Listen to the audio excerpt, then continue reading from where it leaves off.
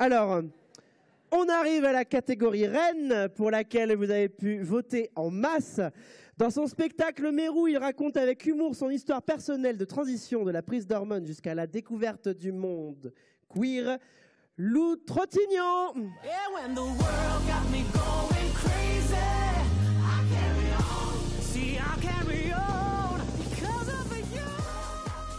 Bonsoir, bonsoir, on m'entend? Super, bonsoir. Donc super, il y a un petit truc de copie comique tout de suite, quoi. Salut, donc je m'appelle Lou Trottignon, voilà, je suis humoriste, je fais du stand-up et je suis un artiste trans. Et je suis vraiment très fière, très émue de remettre le prix de la visibilité, enfin le prix de la personnalité LGBTQI+, voilà, parce que c'est le prix de la visibilité queer. Et ça me parle beaucoup. En remettant ce prix, je pense à tous les prix qui ont été remis cette année dans plein de domaines, à des mecs cis, hétéros, blancs. Mais eux, ils appellent pas ça visibilité. Non. Ils appellent ça prix de l'homme qu'on a le mieux séparé de l'artiste, je pense, oui.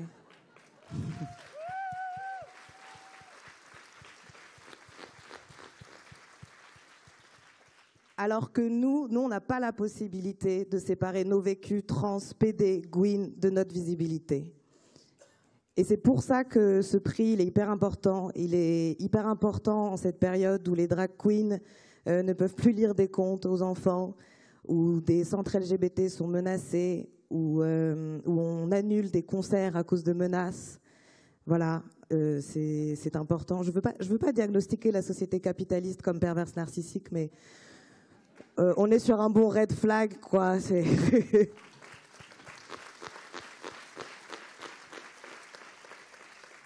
Parce que c'est vrai qu'en ce moment, on nous met de plus en plus en avant, voilà, parce que ça plaît, parce que ça vend, et en même temps, on nous rejette de plus en plus. Donc c'est un peu étrange, quoi.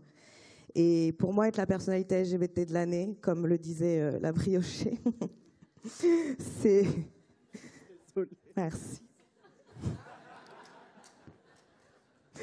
C'est en effet à la fois une grande joie et une grande responsabilité. C'est être la partie visible d'un iceberg de personnes multiples. Voilà, c'est être un écho de millions de voix qui ne sont pas assez représentées, notamment les personnes trans et les personnes queer racisées qui ne sont pas encore assez visibles.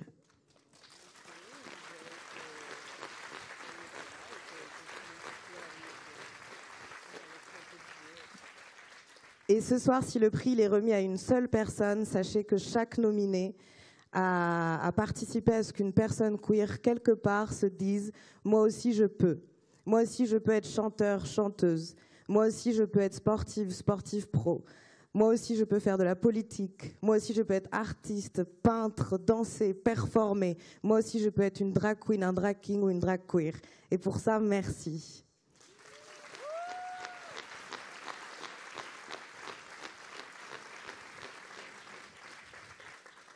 Et ce prix, il est remis par le public. Et contrairement au gouvernement français, nous avons écouté les votants et les votantes. S'il vous plaît. Les nommés sont la drag queen Paloma,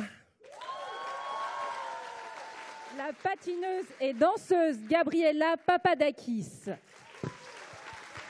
le chanteur Louis Albi, la comédienne Marie Papillon, l'artiste et activiste queer Brandon Gersara, la rugby woman Agathe Socha, l'artiste Natrichi, la mère Estelle Zabo, la chanteuse Pomme et la chanteuse Suzanne.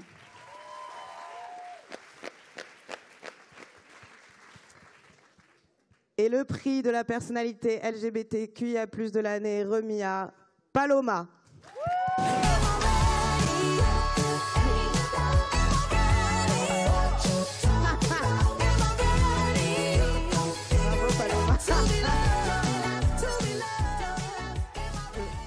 Je ne suis pas Paloma, comme vous le savez.